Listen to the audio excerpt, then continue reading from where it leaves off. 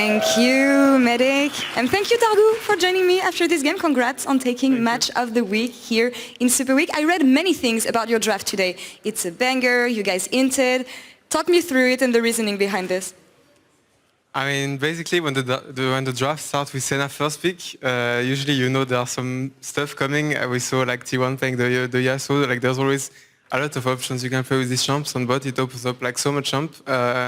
And then yeah, we had this idea of like flexing the Yasuo, flexing the Swain, flexing a bit everything because everything can basically play with Senna. Yeah.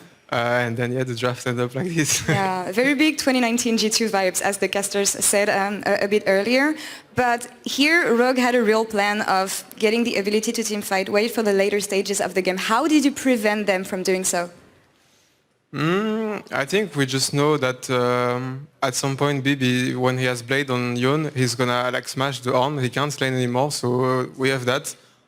Me on Swain, I'm doing like a really budget build with like the Riley and the Mandate. So I know that I'm gonna be really strong, really fast. Mm-hmm. Like I'm maybe not gonna scale that well, but I'm gonna be really strong for the third Drake, the fourth Drake. So yeah, we just know that if we get to that point, with the brothers with their blades of the Red King, and then me with my items, then we should be fine in teamfight. If you get to that point, as you said, because we know that G2 in the past had some issues, let's say in the early game, do you think you tackled these issues and it's getting solved as we speak?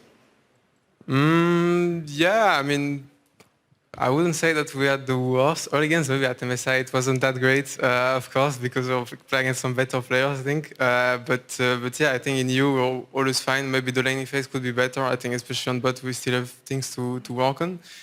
But I would say that we're always really fine in our games. I think the issue we had maybe was more throwing more games, especially the games against Misfits. But apart from that, yeah, I always thought that we were like fine. We don't say throwing, we say happy games here in Europe, just having fun, let's say. Do you think this game qualifies as a Mr. Clean game, as Dylan likes to call them?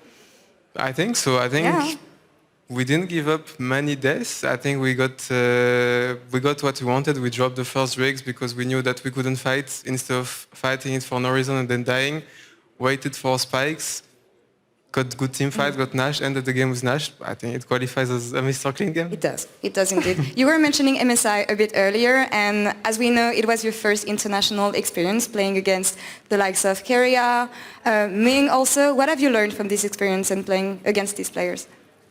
Well, when you play against Keria and Ming, I think you learn that there are some very good players, very good supports in the world that, yeah, you need to keep working, I guess, to be the best, and there's a lot of work to do to become like as good as them.